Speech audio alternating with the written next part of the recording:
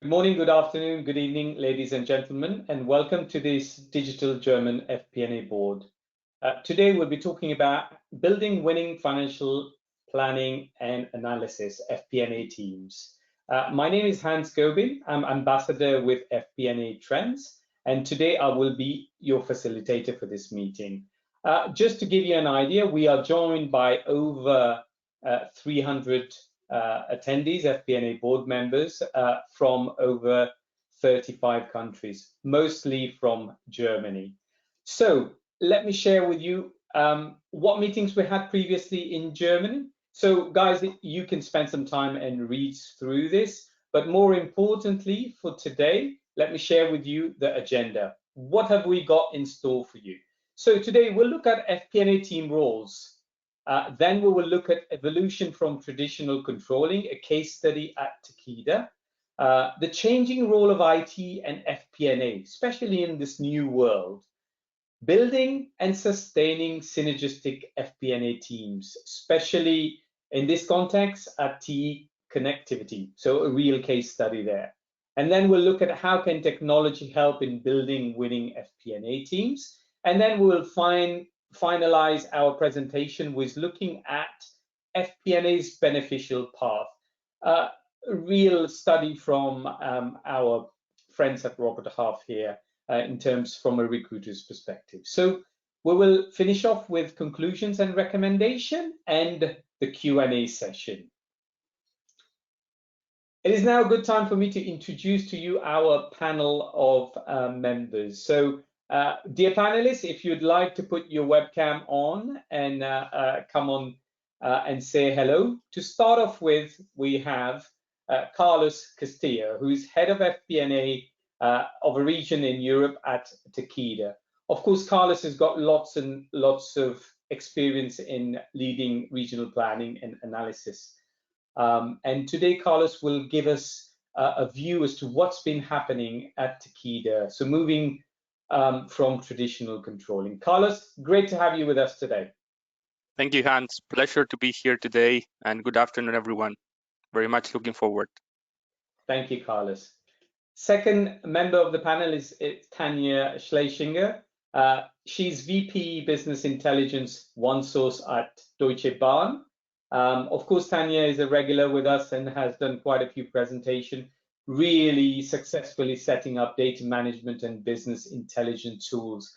So today she will be talking to us about the changing role of IT and FP&A in the new world. Tanja, great to have you with us today. Nice to be here, and thank you for having me here. Thank you, Tanja. Our next panelist is Timothy Margamar, Vice President Finance and CFO at Global TE Energy TE Connectivity. Of course, Tim has got lots and lots of experience, over 20 years leading global businesses and multi-industry experience as well. Today, Tim will show us how he is within TE building and sustaining those synergistic FP&A teams. Tim, great to have you with us. It's a pleasure to be here, Hans. Good afternoon, everybody. Thank you, Tim. We move on to Michael, our fourth presenter, and Michael is head of FP&A product management at Unit 4. Of course, a lot of FP&A experience as well as technology experience, which is where Michael comes in and will talk to us about how technology can help us build that winning FP&A teams. Michael, great to have you with us. Thank you, Hans. Very much looking forward to our session today. Thank you very much, Michael. And finally, we have with us Ulrike Porcher, Director Strategic Accounts Managed Solution at Robert Half, expert in HR with almost 20 years of experience. So today she will share with us FP&A's beneficial path, what's been happening in the industry, you know, where are things moving and what are the key things to look out for. Ulrike, great to have you with us. Thank you, Hans. I'm really looking forward to the next 90 minutes. Thank you very much. All of our members, apart from Michael joins us from Germany, and Michael joins us from Vienna today. Guys, we've got 5 members of the panel, great and exciting presentation to come through in the next 90 minutes. So please stay with us and enjoy the session. Members of the panel, if you want to switch off your webcam, I've got a few more slides to take our audiences through before we start our meeting. So really, FP&A Trends Group, today we're trying to bring together Germany, but of course we have a lot of people from other countries joining us as well. Just to also highlight, we are now in 27 cities, 16 countries, 4 continents, and we're also doing best practice workshops and FP&A consultancy on the demand of our members themselves. So what is the digital format? What is the webinar today? It is 90 minutes, as you've heard already. We have 4 polling questions for you, so we would like your insight very much so, to know what you're doing within your organization on those points, so please vote. Also, we have a Q&A session. You can ask Q&A straight away as from now in the chat box if you've got any questions, or wait until each presenter has presented, but please direct your question to whoever you want them to answer. Please network with us via LinkedIn. The presentation is available in handouts for you to download right now. You will receive a copy of the recording and presentation within 2 days after the meeting. When I close the meeting, very important, there is a survey session, so please stay back for a couple of minutes and give us your feedback on how we did, but also what would you like to listen to in the next session within your geography. Good time to say thank you to our technology partner, Unit 4. We all know Unit 4, global leader in enterprise cloud software. So thank you very much, Unit 4, for making this possible. Thank you to our global recruitment partner, which is Robert Half. Of course, we all know them, one of the world's leading professional recruitment consultancies, and we work with them in quite a few cities in Europe, as well as North America. So thank you, Robert Half. Good time for me to take you through a few slides that I have very, very quickly to just set the scene for our presenters to expand on. So the first slide I have is from our maturity model, FP&A Board maturity model, which we did earlier part of this year, but has been going since 2016. And what you can see there is I've highlighted in red the sort of functional skills, business partnering and collaboration skills that leading state organizations are currently working towards, are pushing the boundaries. So multidiscipline team approach. And we will see analyst, architect, and data science skills in the next couple of slides. Continuous skills improvement, collaborative ways of working, challenging trusted advisor. Soft skills is very, very much key as well. I will not expand on these. Our presenters will do. The next bit of the model is around process, data analytics, and technology. So please have a look at the leading state there and what organizations are doing in this space. I would like to just quickly run you through the 5 critical FP&A team roles that FP&A Board have come up with over the last few years. What we see more and more now is the ask for the data architect and the architect and the data scientist. We know the analyst, the storyteller, and the influencer.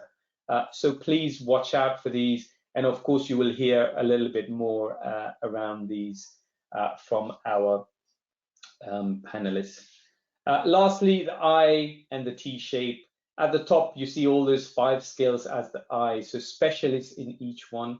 And in the middle, bottom half, you see expert in one, but general knowledge in the rest, which is where the T comes from. So that'll be all from me. And moving on now, I would like to reintroduce Carlos Castillo, who is head of FP&A at Region in Takeda. And today, Carlos will talk to us about evolution of traditional controlling at Takeda. Carlos, over to you, whenever you're ready. I'm ready. Thank you, Hans. So I will briefly walk you through for our journey of traditional controlling at Takeda. But first, I will just share a reflection of how we understood and how we saw the organizations were evolving in between the past 20th century and nowadays 21st century. So we have identified that before the organizations were more built to last, where shareholder value was the most important thing. And of course, the roles of the company were more focused towards stability, hierarchy, and control. But nowadays, we know that most successful companies are more built to change because there are so much dynamics and environment, technology advancements, and so on. And the most successful ones are really focused on the stakeholder value and customer centricity, and where the disruption, agility, and speed of learning are critical towards that success. So we asked ourselves, okay, where is the finance function then? What is the evolution of the finance function at the same time and together with the organizations? So we asked ourselves questions like where were we, where do we want to be, and how do we want to get there, and how we do it. So moving on to the next slide,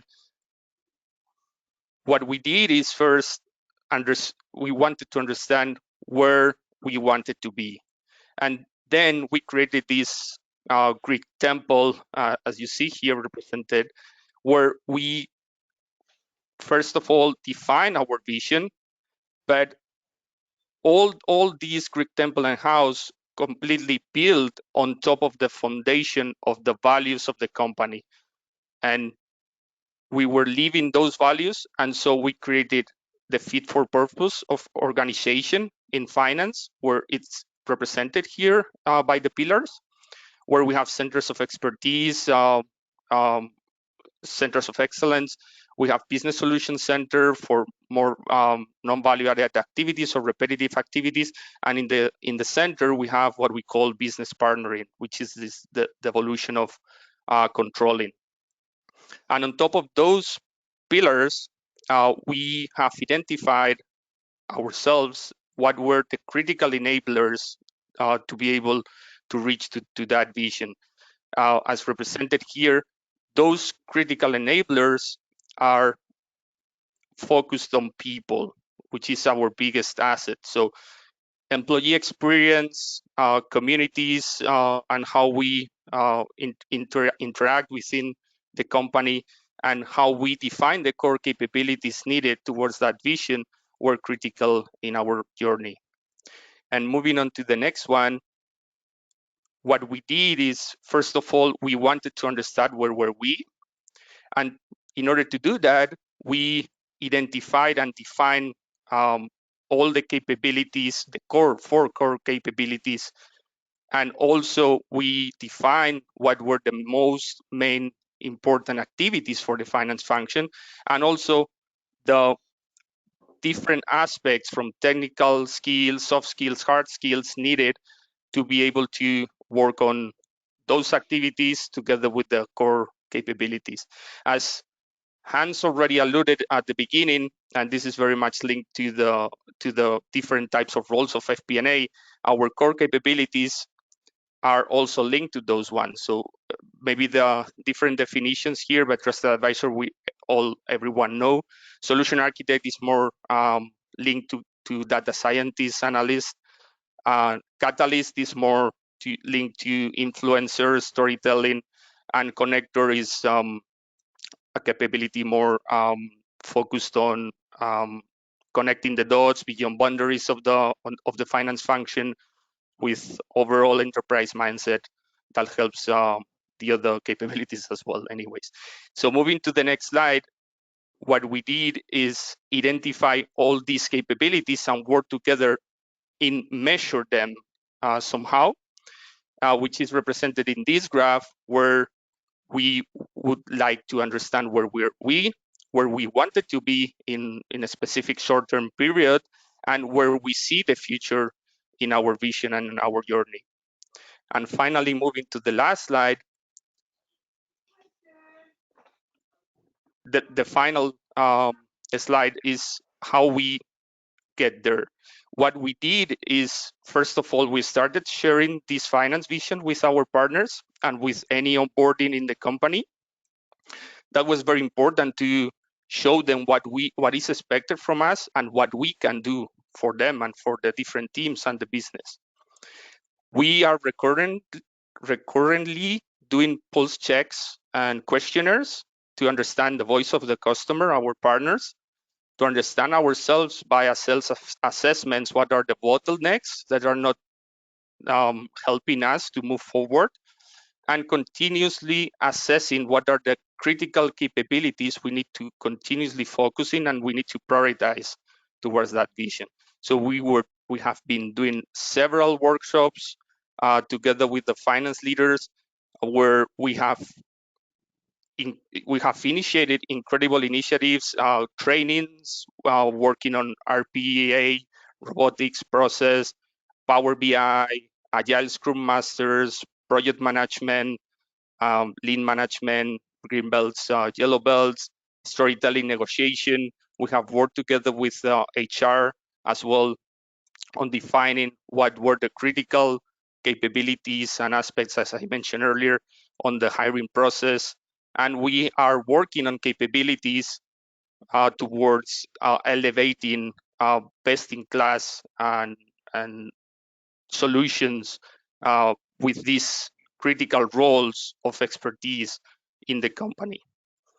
So finally, to finalize the presentation, one of the most important things we have identified is the speed of learning and to be agile and collaborate.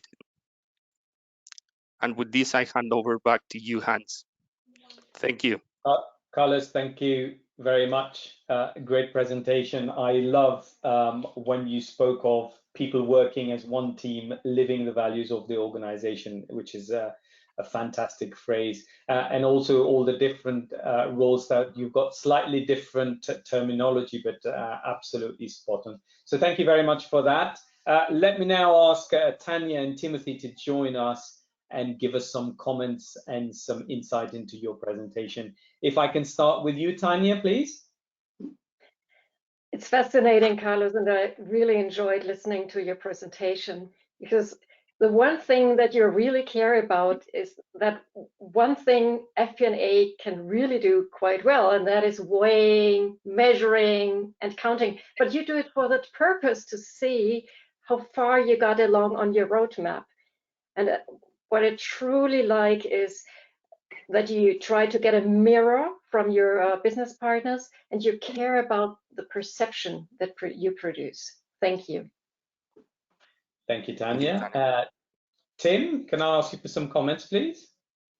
Thank you, Hans. Carlos, really great presentation, really bold statement in terms of the journey you and your company are going to take in making sure that you are prepared for the future. When I was listening to you, what was really striking is your vision around how much time we think finance in the future will spend in strategic business recommendations. You guys are saying you're going to move from 30% to 60%. That's big. I mean, that's a bold statement, and also is going to challenge the traditional FP&A thinking around where do we add value. So, I mean, I really like you guys setting your focus on strategic recommendation as the vision for the future, which will be 60% of where your teams will spend their time. So thank you very much for that, and all the best. Thank you, Tim. Absolutely. Thank you, Tim. Thank you, Tanya. And thank you for making that point there. Carlos, great presentation. So I think what we should do now is listen to what our audiences have got to say about what they're doing within their organization. So I'm launching our first polling question for today, which is, what role do you think is the most important FP&A role for the future of your organization?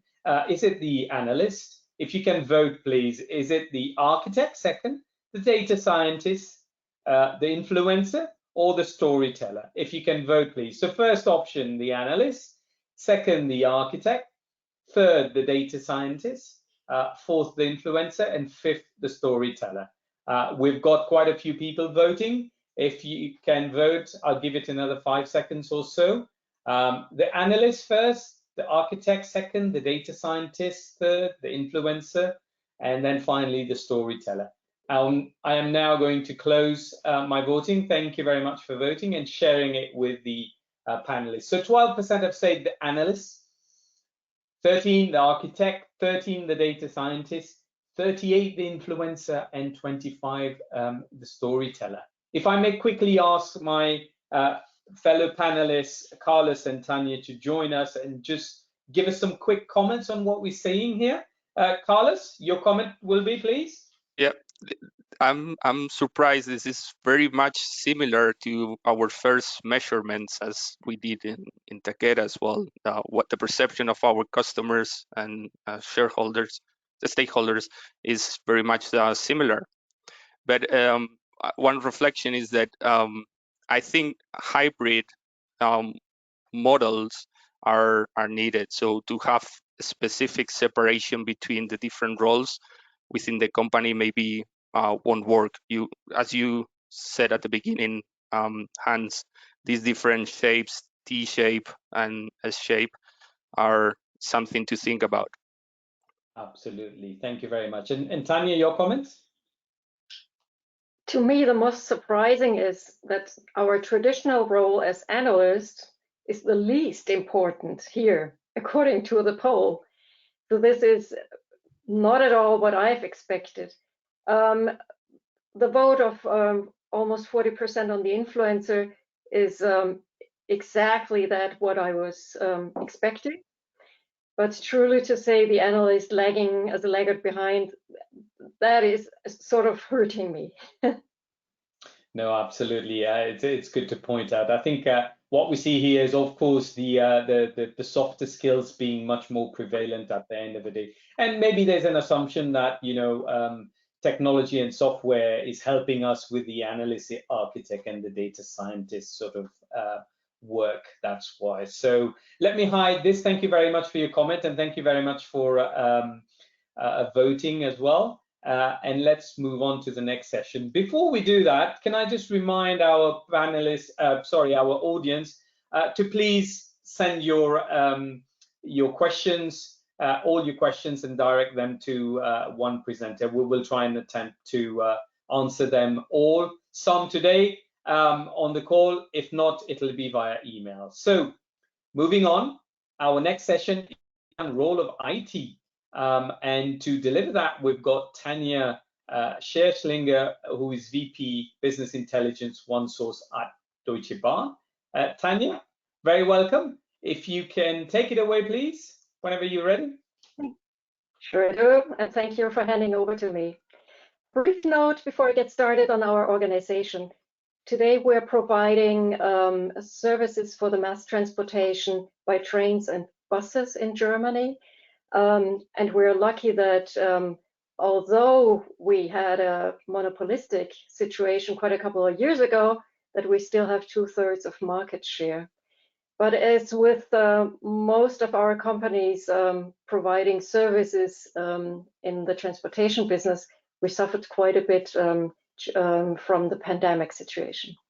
Anyway, I was asked to talk about the changing role of IT and FP&A, and when I was initially thinking about a presentation, I immediately had two questions on my mind. The one was if that digital transformation in our companies, if that triggered the development of our FP&A beyond the business unit focus. And then there was a second question, what is actually our FP&A community expecting from IT? Personally, my first touch point with big data and analytics for more mature FP&A happened 5 years ago. And when I look back at this, my goal was then that I wanted to set up a digital X-ray machine. So to say something that assisted me and looked more like a bionic structure, a robot suit for our company. And this new paradigm, I think, is definitely powered by technology, but at the same time, harnessed by people. And it blends that new technology with human capabilities to bring innovation advantage, growth, and efficiency, but also resilience. And in the light of the pandemic, it's never been clearer to me that companies need to be able to learn quickly, to be more resilient to shocks, and to adapt in the face of adversity. There is, to me, an accelerated need today, not simply to make standalone digital improvements, but to intentionally combine human and technological capabilities. And with this, I'd like to move on to my next slide, because to achieve this and explore its full potential, technology must be combined with the flexibility, with our adaptability and comprehensive experience of us humans. But if you ask me for a formula for putting them all together, like in a recipe book, it's neither immediately evident to me, nor is it easy to implement. But thinking back, one of my early challenges was to improve driver-based planning and analysis of an operative unit. And we noticed at the very forefront, we had operational staff deciding on the well-being of our company's earnings. For example, by dispatching staff, setting up crew rosterings, and managing contract obligations, which, for example, required a minimum quota of train attendance by our staff. And any shortfall of this quota, for example, led to, and today still leads to, high penalty payments. We were keen to learn more about this process and then started analyzing that situation. But quite soon, as FP&A, we learned that our spreadsheets wouldn't work. And our dispatches at the moment of deciding would have to analyze 20 million data sets in a split of a second, just imagine.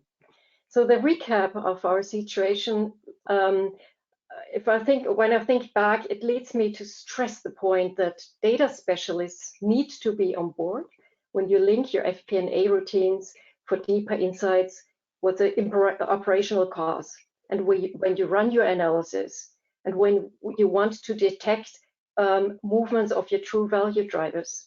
It's all about big data.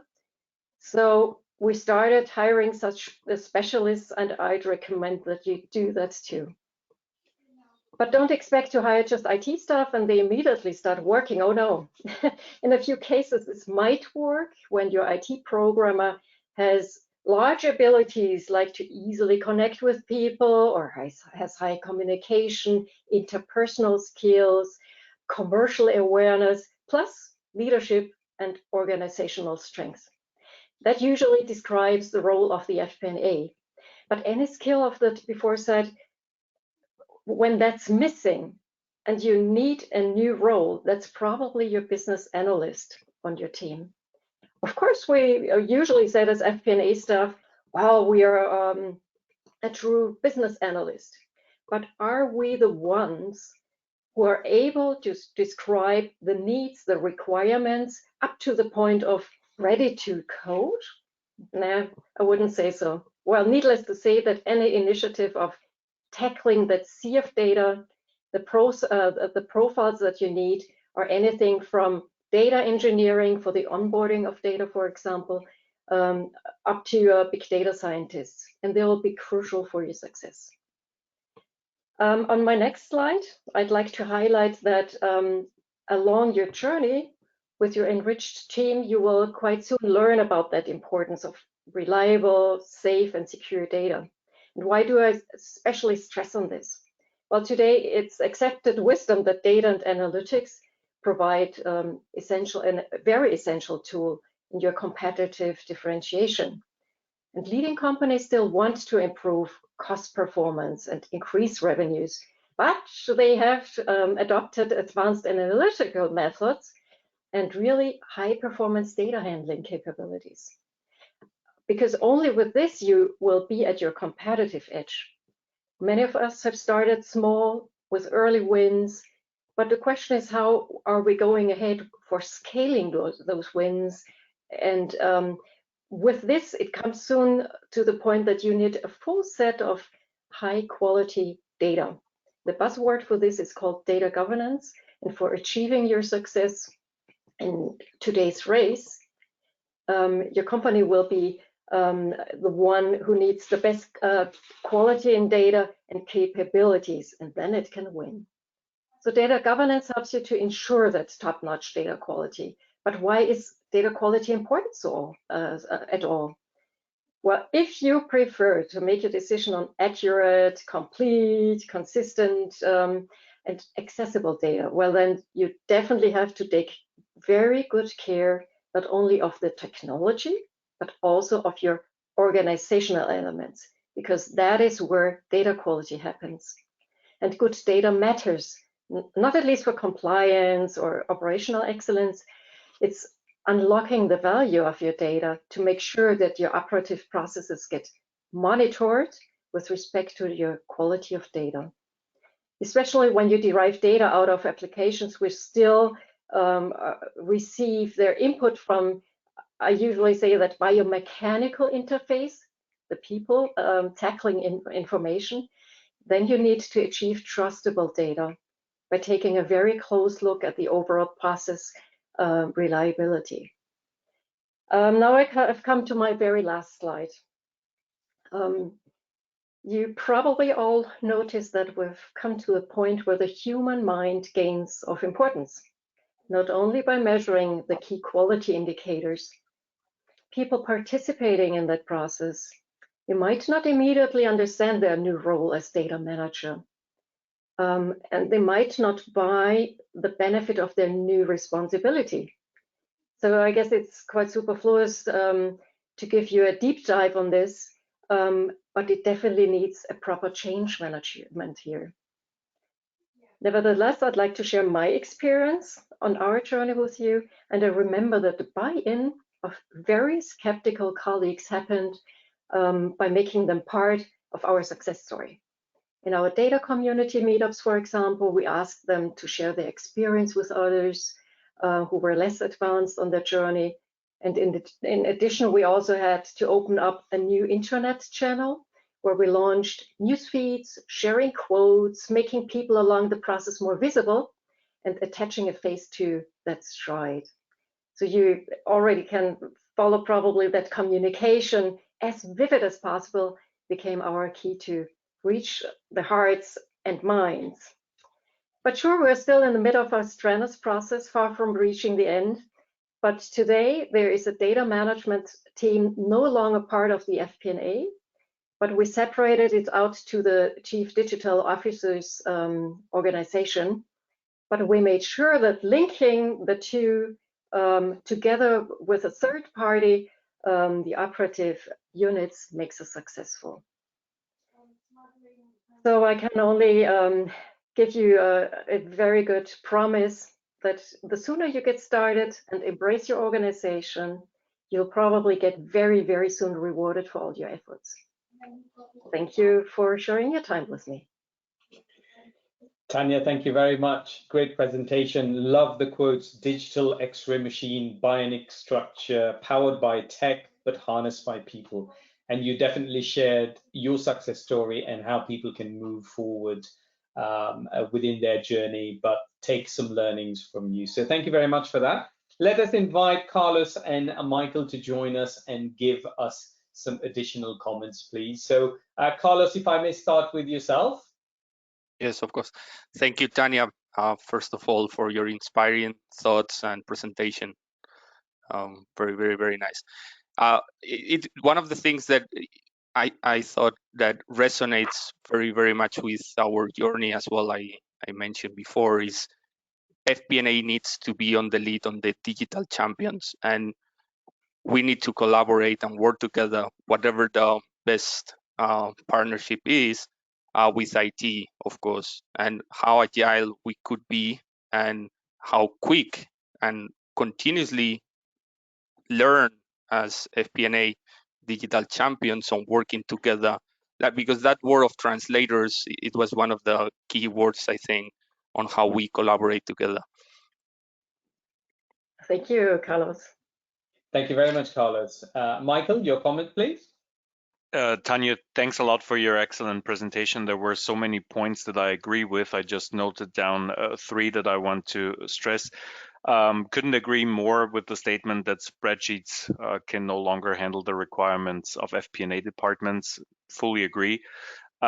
Interesting point you made there about the data scientists and how challenging it sometimes can be if they lack business understanding.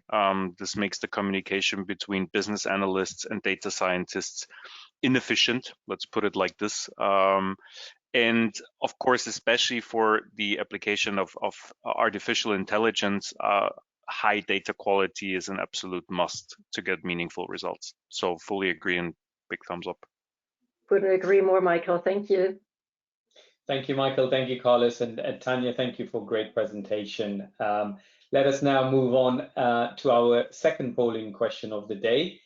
Just a quick reminder to our audience as well, please keep sending your questions. So launching the poll, second poll for today is all about how would you describe your current ways of working with IT? So we've just heard from Tanya. Let us hear from yourself.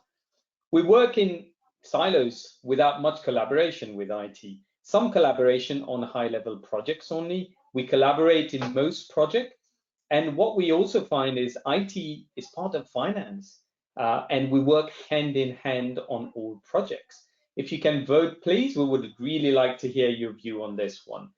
So we work in silos, no collaboration, some collaboration. We collaborate on most projects. And finally, the best one, IT is part of finance and we work hand in hand.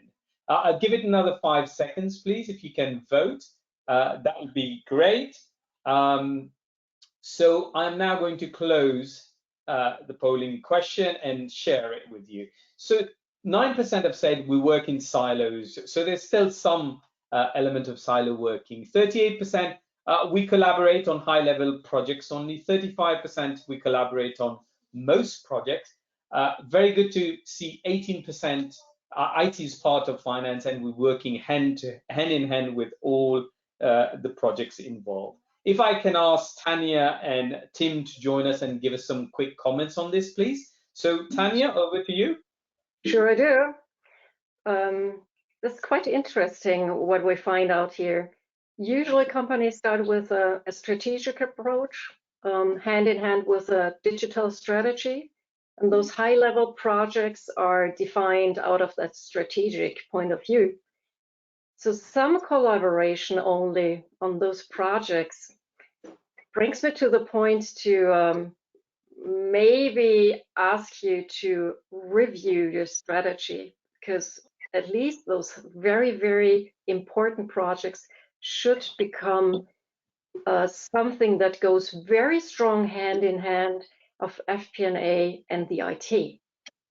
And I'm glad to see that there's quite a few of you to say we collaborate in most projects, because I recognize that sometimes IT digitalization projects can live without FP&A staff too, as long as operational units do find themselves in a position to talk about analytics and as they bring that forward.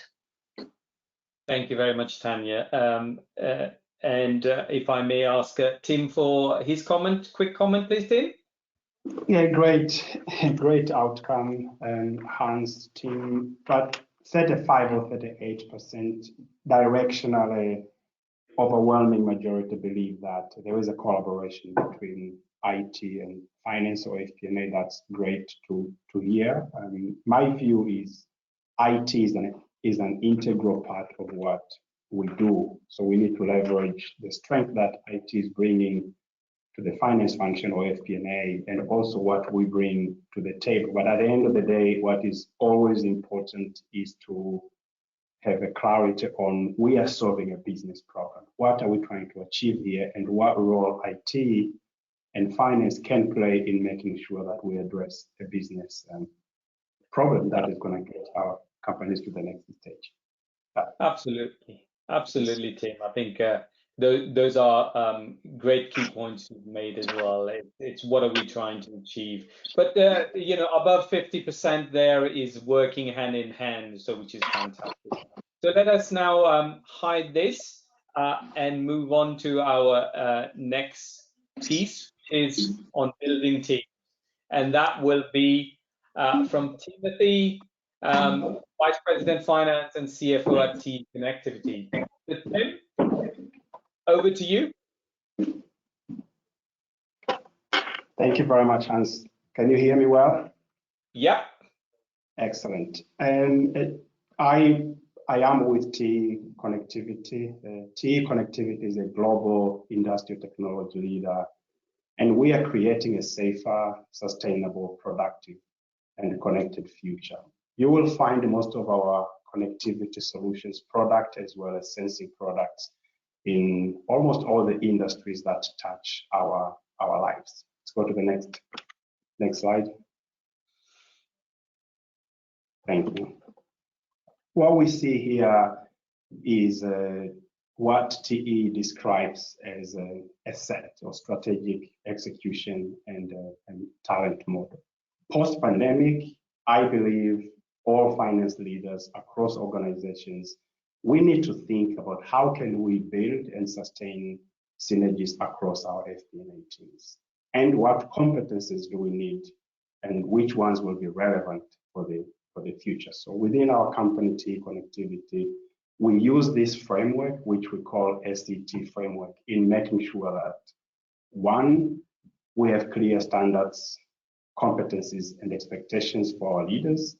And number two, we really have a standardized way when we go through a selection, elevation, or promotion, and when we develop our leaders. FP&A leaders, as well as FP&A teams, are no exception to this model. So let's quickly look at each of the individual set components. I'm going to walk you through this. So let's talk about strategy. Strategy is all about, do you understand your business? Do you understand your organization value creation model? Why does your organization exist? And where can you in FP&A add value? Strategy is about the ability to view the future and imagine what do we need to do today to be prepared for the future. If you remember, Carlos talked about a vision at Takeda, which I commented on, where strategic recommendation will form almost 60% of what we finance people at FP&A spend our time on. Execution. Execution is all about, can you deliver on the promises you make? This is about setting the right priorities as well as executing them in a very disciplined way. For FP&A, this could also be what Tanya touched upon early about data governance, having a single source of truth, as well as how can we translate data into the information that organizations can use to make the right decisions. Let's talk about talent. Talent is all about, can we build an engaged and high-performing organization, because finance and FP&A are a critical part of organizational success. Do you have the right combination of skill sets to address FP&A challenges? And some of those have been covered early. It's really around digital transformation, as well as how do we manage big data. We have so much data today. How do we make sure that we're able to manage and deliver useful information for decision making? And last but not least is really around, in the current pandemic situation, how do you keep your FP&A teams engaged in this hybrid working environment? In my next slide, what I'm going to talk about is really how, in which ways can we achieve synergies within FP&A through what we call a 3E development mode. I'm going to walk you through each of those components. But before I do that, I strongly believe that most of us, when we are asked about the development, when we think about development planning, we think it's all about training. It's not. It's not about training only. At TE Connectivity, we believe that 70% of your learning, or my learning, is through experience. And experience, it really means about the jobs we do every day. Are you part of special projects, or are you part of special assignments? Also, we have a rotation program in making sure that our FP&A leaders and teams have the right experience in getting their job done. This is 70% of what they do. 20% is what we call exposure. And exposure is really about, can we learn from others? Are we asking for feedback? Do we have coaching arrangements? Do we have mentoring programs?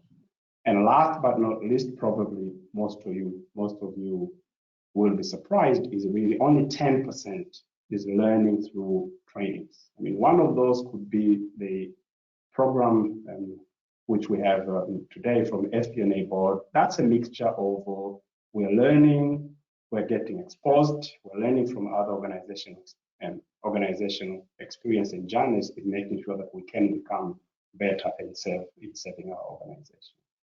What I'm going to do next is really just to share with you a few examples. How did we at TE Connectivity apply this model to drive FP&A synergies? The first example is I strongly believe that we have developed a very successful 2-year finance graduate development program. This graduate program is really designed around the 3 E's. What we do is we would take a couple of graduates whom we call finance associates. They spend 2 years in our company before they offboard into their permanent roles. What we do is we make sure that these associates spend at least in 3 different roles, finance roles: FP&A, commercial finance, operations finance, as well as internal audit, just to mention a few. We make sure that they spend their time at least in 3 different business units: automotive, medical, and energy. Remember, I talked about, do you understand your organization value creation model? Do you understand your products, your customers? This helps our associates to be well-rounded around what our company does the best. And in pre-COVID times, what we used to do in making sure that these individuals would spend their time in 3 different locations or countries. The second example is was really the challenge we face in a new norm or transformational organizational transformation around managing big data. We said, hey, we need to create what we call analytics center of excellence. The important thing about ACOE was really to address the FP&A challenges that we have talked about recently. Number one is, how do we manage big data? And how do we make sure that we are part of the digital transformation? If you look at the 3E model from an education point of view, we say that we need to rethink the way we hire the individuals into ACOE. We moved away from traditional finance education, MBA, or controlling background into people who are going to give us that data science and data scientists as well as data analysts. In some cases, we just hired mathematicians. These individuals, what they're offering is really that a different view compared to what traditional finance would deliver. Before I finish, I would like to ask you to, number one, embrace the SET model, like what we've done at TE. Make sure that you're competent in strategy, execution, and talent. And number two, leverage the 3E model when you design your team's IDPs, or what we call individual development plans. And last but not least, in the current hybrid working environment where some people are in office and some work from home, make sure that you keep your FP&A teams engaged through traditional one-on-ones where you and your direct reports will go into a call just to catch up. But also what is really important is what at TE Connectivity we call skip level. This is where you have one-on-ones on the direct reports of your direct reports. This helps you reach broader teams across your organization and keeping them engaged and making sure that you leverage the synergies I talked about. Thank you very much, and back to you, Hans.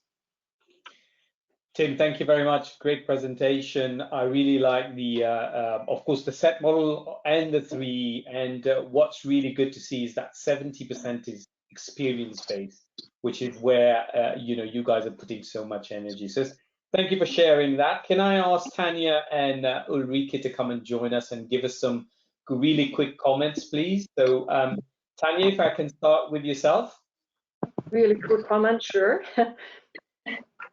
What I really love about your presentation, Tim, is that you care so much about that human behind that FP&A role, that you acknowledge that it takes a step to accompany somebody to move from the one role and one skill set to the next.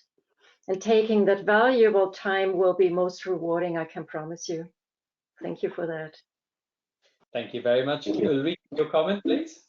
Yeah, Tim, thanks for your very interesting presentation. So from a recruiter's perspective, I have to say I'm so pleased to see that you put experience above all and give it such a high value, especially when it comes to attracting the best employees in the market.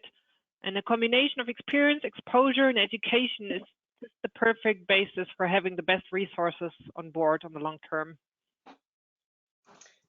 Thank you very much, Ulrike. Thank you, Tanya. And Tim, thank you very much for a great presentation.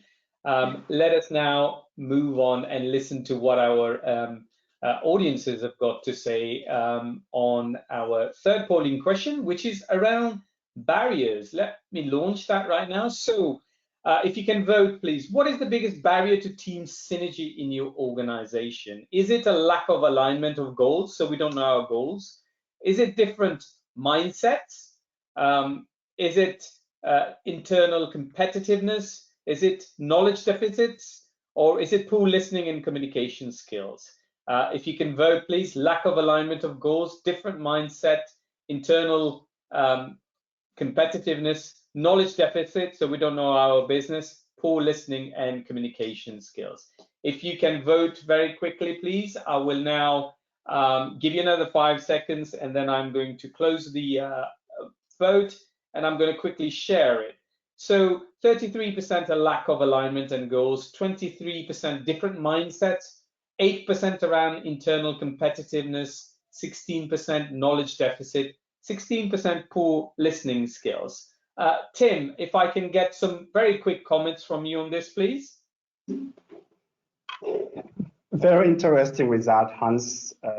Okay, 33, more than 50% is really around alignment on goals and different mindset. If I reflect this on what we are going through with the ACOE, is we are taking these individuals who are non-traditional finance people, data scientists, data analysts, mathematicians. The question really is, how do we integrate these individuals into our FP&A organizations, and what are the roles and responsibilities? I think that is going to make sure that we avoid being in that 50% non-alignment of goals. But it's a challenge that all organizations face. Thank Absolutely. you. Thank you, Tim. And Michael, quick comment from you? I find particularly interesting the lack of alignment around goals. I'm actually in my presentation going to make the point that good planning with FP&A always starts with the vision, right? So I think this is in general one of the biggest missions that every company is on, to make clear to all employees what the vision, the goal is that they're going for, and unite the workforce in pushing for those goals. So not surprising to see that, and a good starting point for my presentation in a few seconds. Thank you very much, both. Let me just hide this and let us move on to our next part, which is around technology. As Michael just mentioned, to deliver that, we've got Michael, Head of FP&A Product Management at Unit 4, and we're going to listen to Michael talk about how technology can help us. So Michael, over to you whenever you're ready.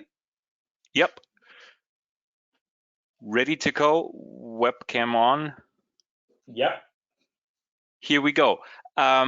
Yeah, how can technology, or FP&A software, to be more precise, help us to create those winning FP&A teams? Well, I would make the point by supporting us in as many of the tasks that FP&A teams need to deal with.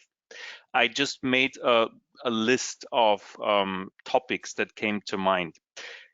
As mentioned before in the polling question, I think it always should start with a strategic FP&A approach, where we start in defining a mission, then translating those into operational goals. We'll quickly want to talk about the fully integrated financial planning with value drivers, and the new AI technology. Strategy simulation is another group of people that deals with high-level quick simulations.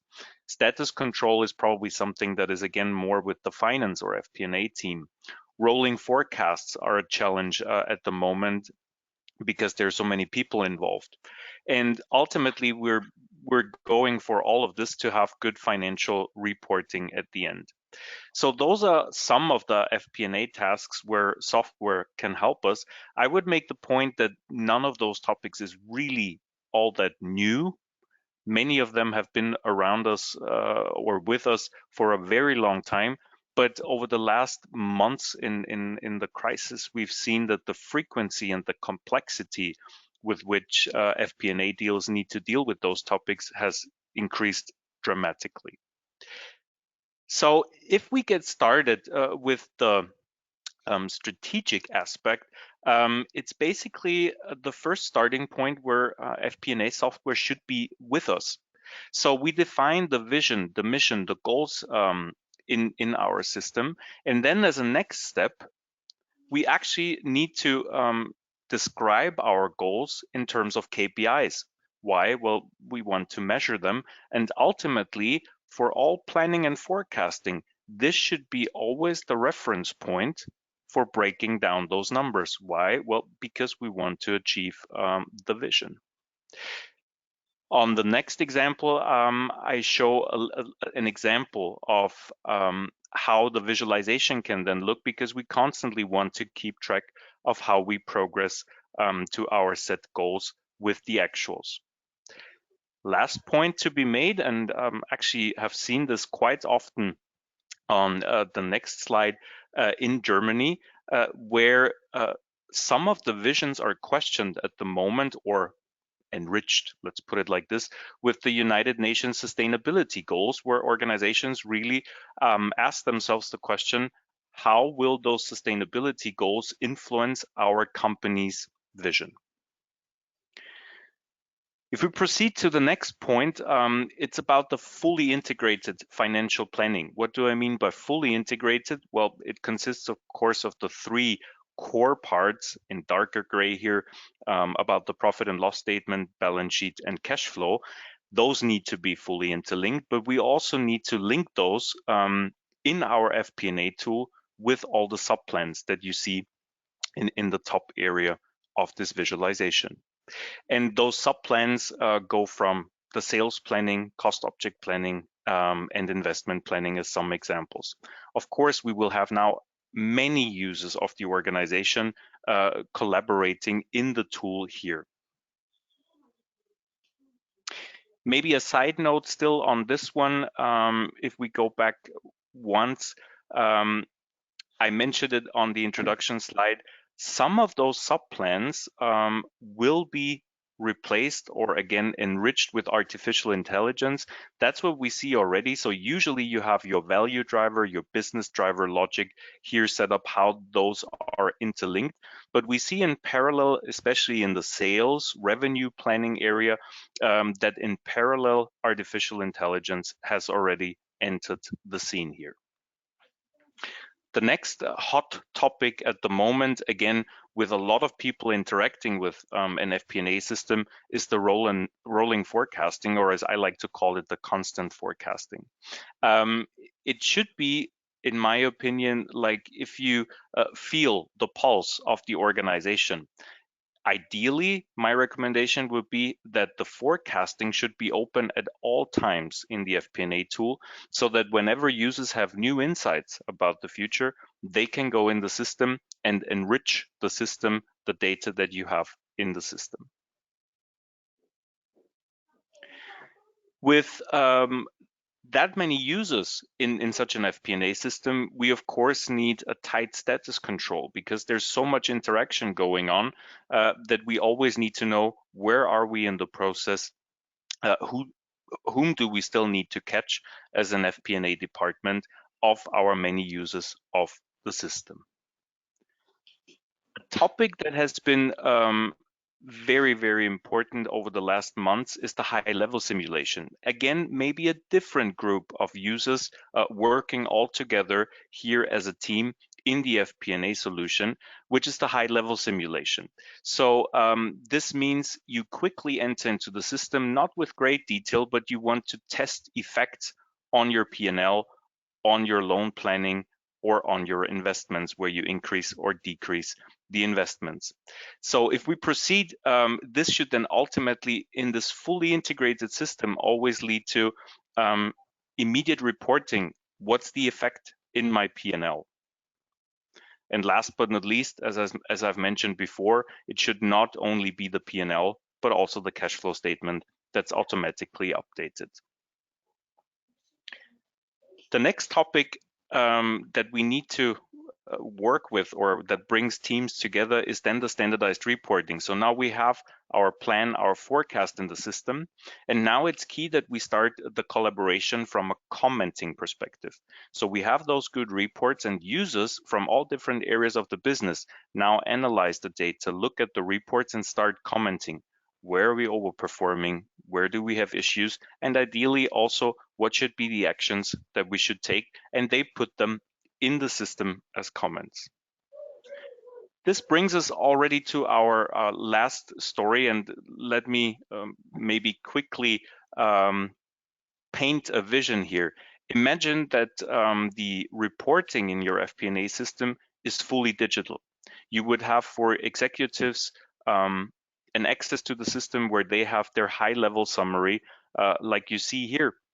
And they could then go into a management summary, for example, as you see on the next slide. Here, FP&A storytellers, or as I like to call them, FP&A journalists, have analyzed the data in the system. They have looked through the comments that have been collected in the system, and then they will prepare a very much targeted executive summary. And for the executives, it feels a little like reading through a newspaper. So if they click then on the next button page to read, they will get into even more details. To sum it all up, we've seen a lot of topics in this short time that FP&A software can already help us today massively. It can increase the efficiency in all those areas, and it should give us more time to actually spend on the valuable topics like the storytelling to get our story across. And with that, back to you, Hans. Michael, thank you very much. Great presentation, and we can see the power of technology and software and how they can help the team here. So at this point, I would like to invite Carlos and Ulrike to come and join us and give us some quick comments, please. So Carlos, if I start with yourself. Thank you, Michael, for the great presentation and to see all the potential we have in technology, of course.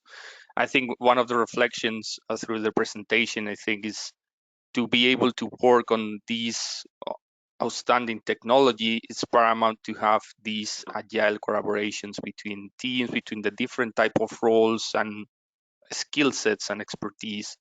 Absolutely. And I think the other thing is how flexible these systems could be built to be able to continuously evolve. As you said, artificial intelligence is coming, so you need to continuously learn and speed on that towards future developments on top. Thank you. Thank you very much, Carlos. Ulrike, your comment, please. Yeah, thank you for this interesting insight to the new software that we have on the FP&A market. And especially if I'm looking from the recruiter perspective, we are realizing how the requirements for candidates are increasing in this respect too. So not only the classic ERP knowledge is in demand, but also like document management and mainly data management is highly demanded. Thank you, Ulrike. Thank you, Carlos. Michael, great presentation. So thank you very much all. Let us now move on to our last polling question for the day. So please vote. I will launch this right now. And what we want to know from yourself in the last question is, do you currently use any modern collaborative technology for FP&A? Yes, we do. No, we do not, but plan to implement very shortly. No, we do not, but do not plan to implement anything. So we're not going to adopt anything. If you can vote, please.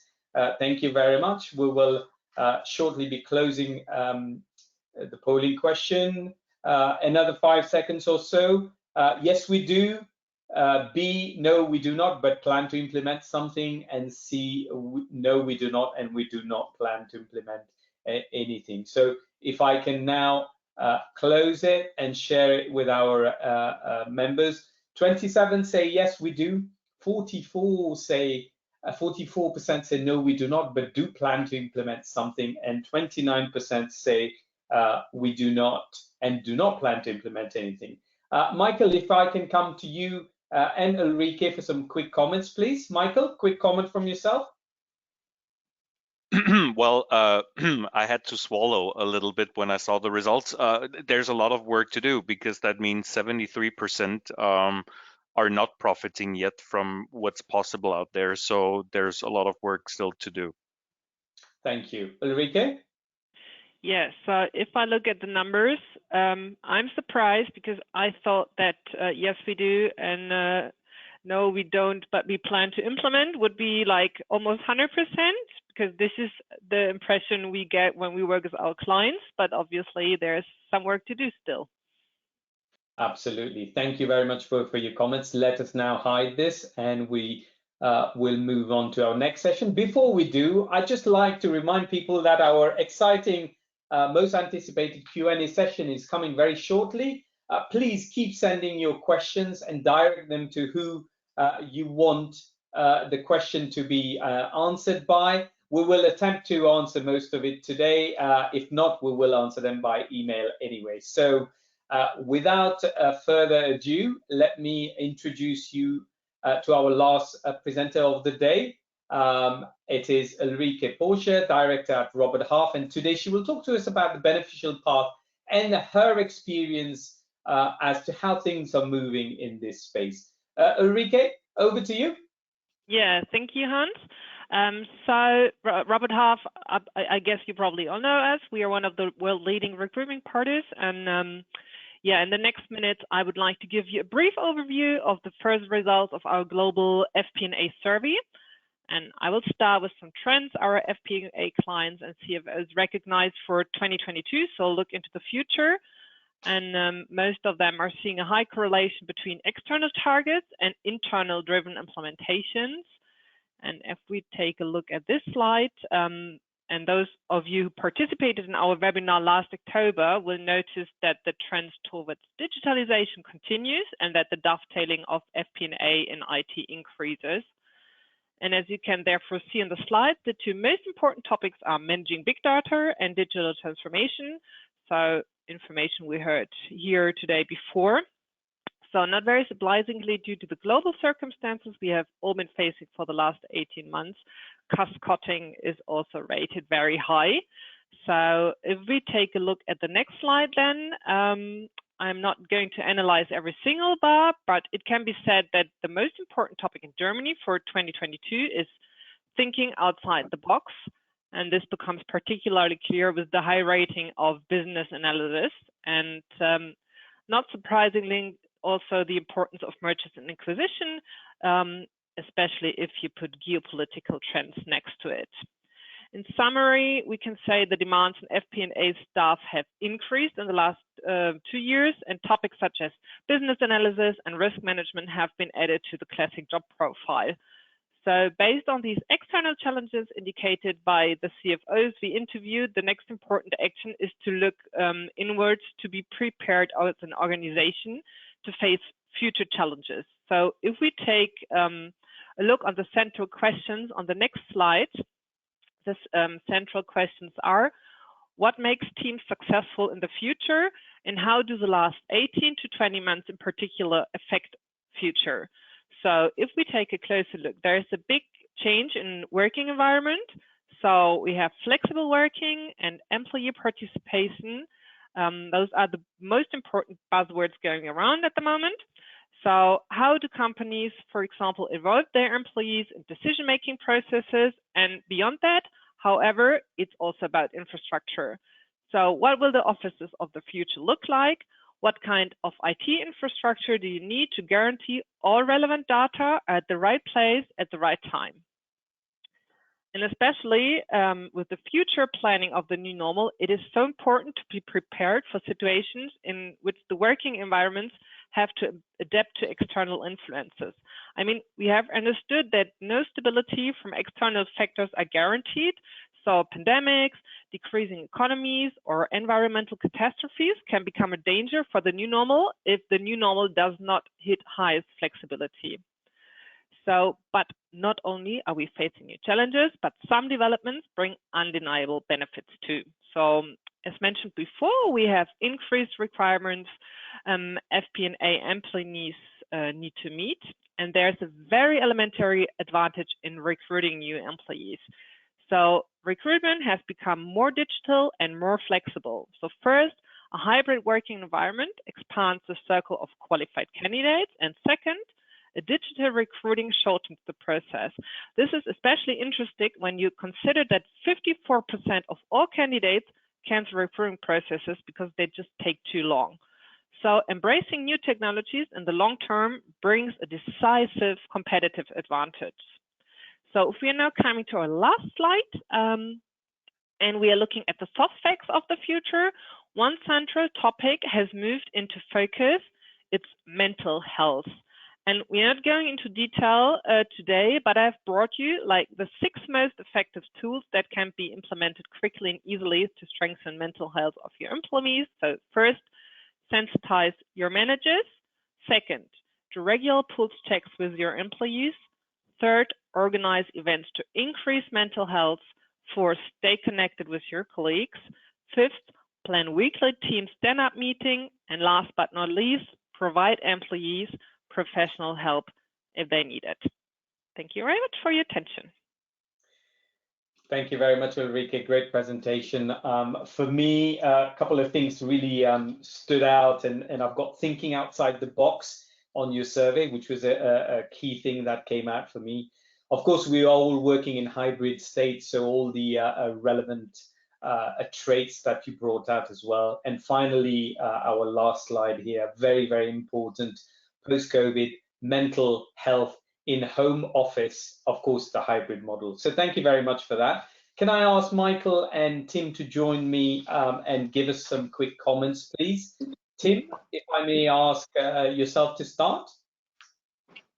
Thank you, Hans, and thanks, Ulrike, for your presentation. I think the result of the survey is very relevant in terms of what we are seeing right now, the challenges we all face, managing big data, digital transformation.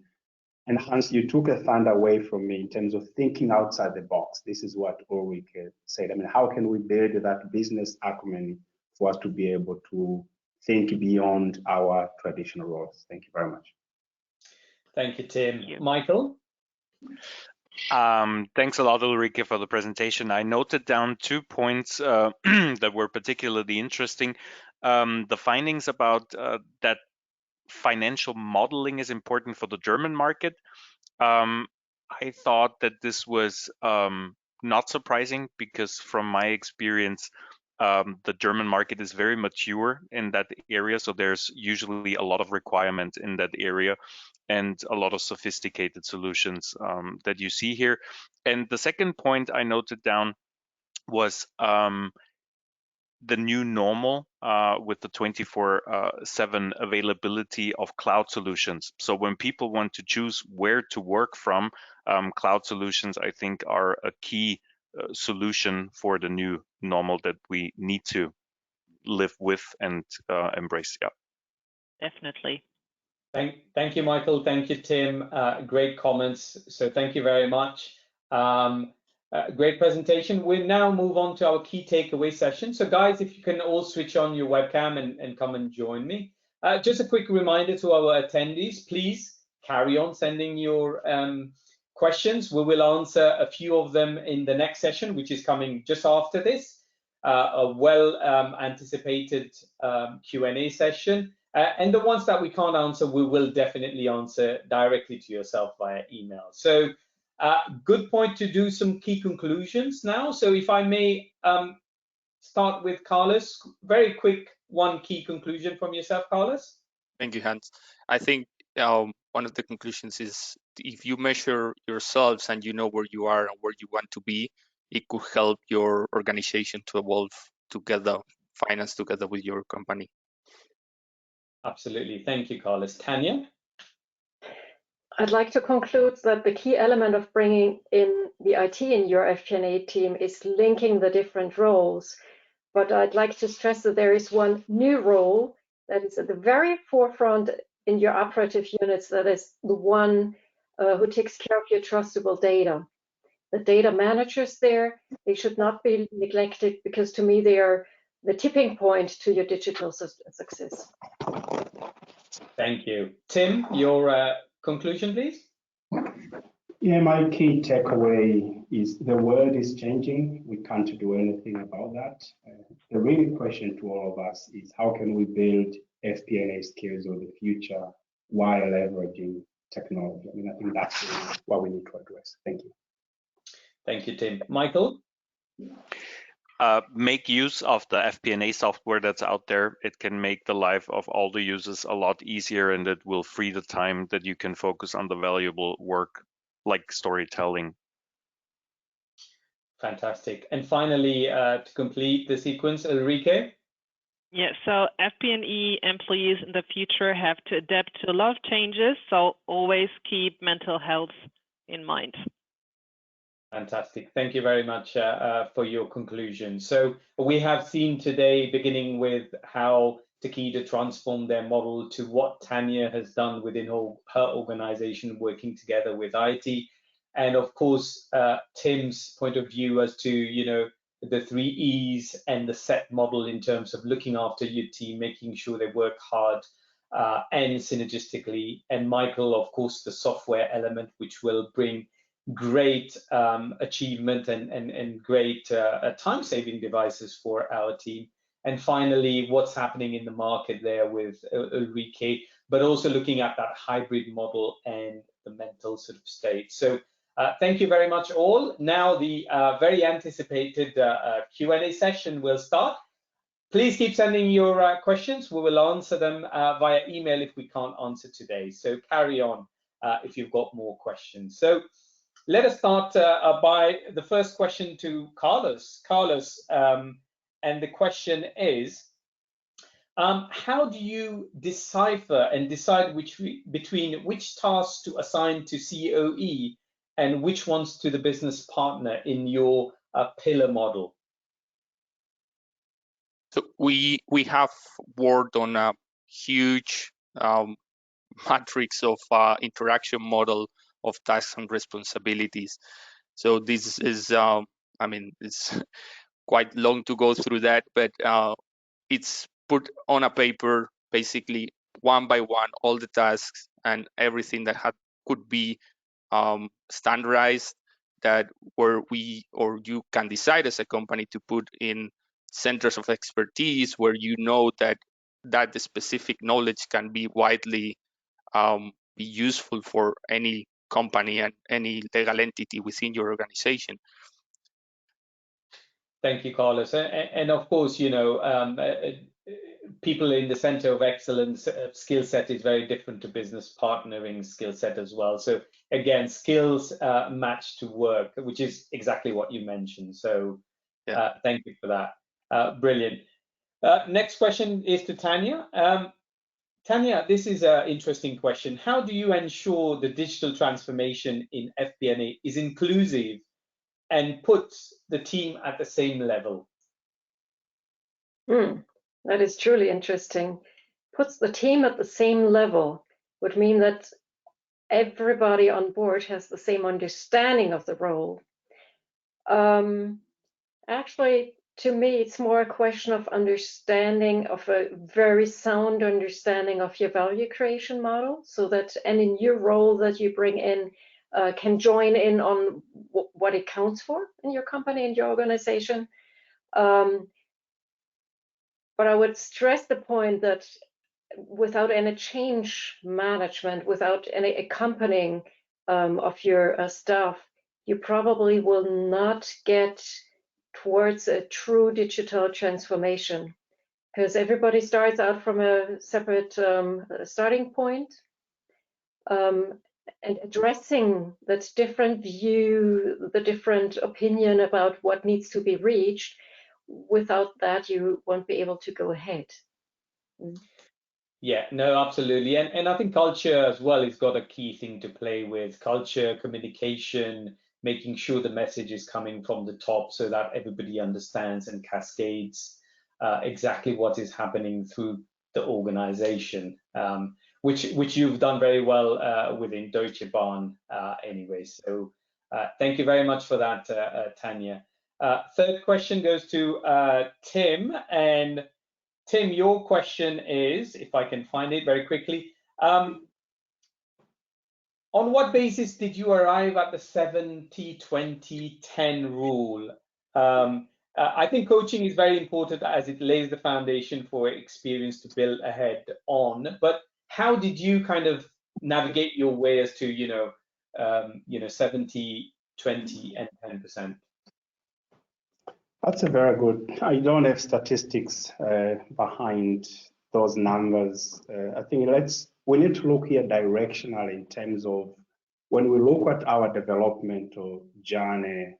When we start our careers, of course, education is what really matters. That's what we bring to the table. But as we evolve in organizations, how do we make sure that we bring our teams with the education that they bring to the company or our organization for them to be able to add value? If you don't give them the experience they need, we were talking about synergies, Hans. For me, if you are an FP&A leader, but you don't understand the manufacturing process or the design process of your company's products, you won't be as an effective business partner. So that experience component is really important for you to be rounded, at the same time getting exposure to the leadership team. These are the people who are strategic thinkers, for you to be able to look at what you do compared to the way they think and bridge that gap. So yes, is it 69%, Hans? I don't think the number is relevant. It's really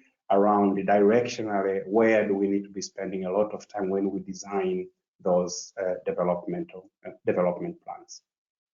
Yeah, absolutely, Tim, and thank you for that answer. I mean, I always like to take the example of a football team and also a great leader, and what a leader brings to a set of great working people, whether or not a leader can bring them together or not, as we can see in football or soccer, as we American people call it.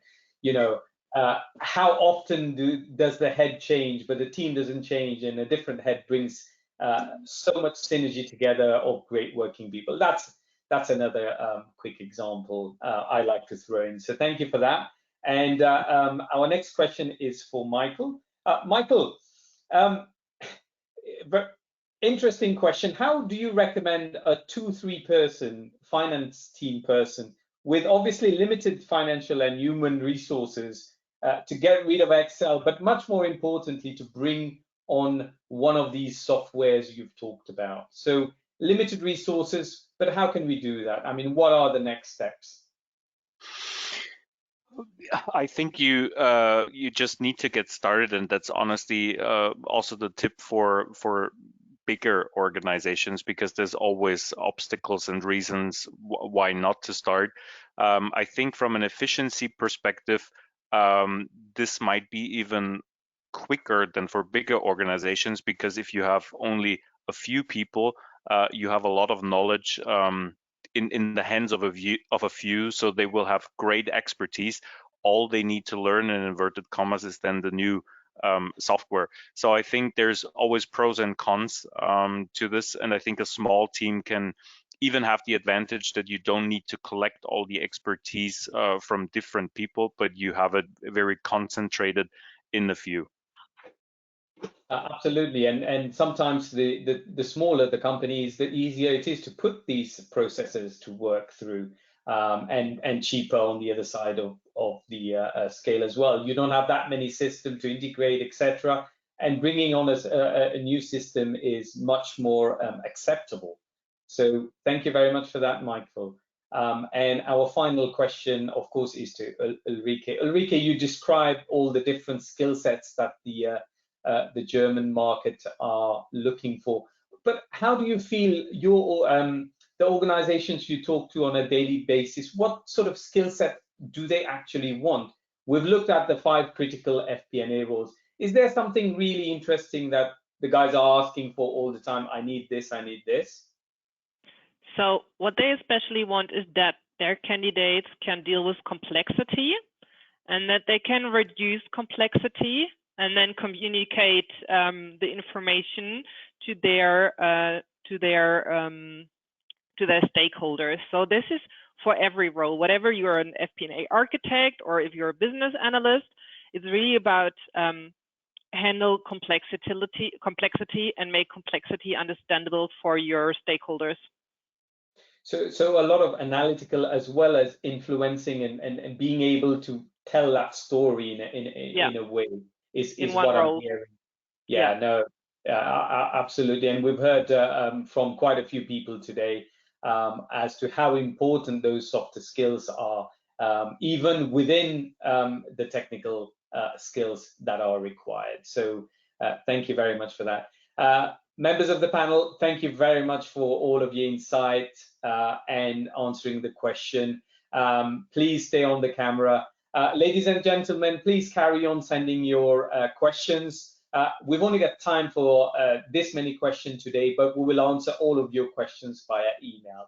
I've got a few more slides to take you through just to let you know as to what's coming up next. So please, for your diary, the Digital Central European FP&A Board, where we will talk about the roadmap for analytical transformation of controlling and the FP&A function. 14th of October. The next one, FP&A Trends webinar on digital FP&A, the key steps to fostering a data-driven culture. Very important. We've heard about this today, but let's learn more. 12th of October there, 2021. It is now a good time for me to say thank you. Thank you to our sponsors, Unit 4 and Robert Half, for making this possible today. Thank you very much for that. Thank you to our esteemed member of the panel for sharing their great insight, answering the questions and putting through some fantastic slides that you guys can download and will receive shortly. And finally, I would like to say a big thank you to all of the people who made the time to attend our meeting today. So thank you very much for being with us. This is how you guys can keep up to date with us. Please link with us via LinkedIn, etc. And I think it is time almost now to say goodbye. But just before I close the meeting, a quick reminder to you guys that when I do close this meeting, you will get a pop-up screen for some survey. Please tell us how well we did and also give us some feedback as to what you would like to hear of in the next few meetings. So ladies and gentlemen, this concludes our meeting today. Thank you very much for being with us. Hope you enjoyed it and see you at the next one. Thank you very much. Goodbye, everyone. Have a great day, great evening, and great morning. Thank you. Bye-bye.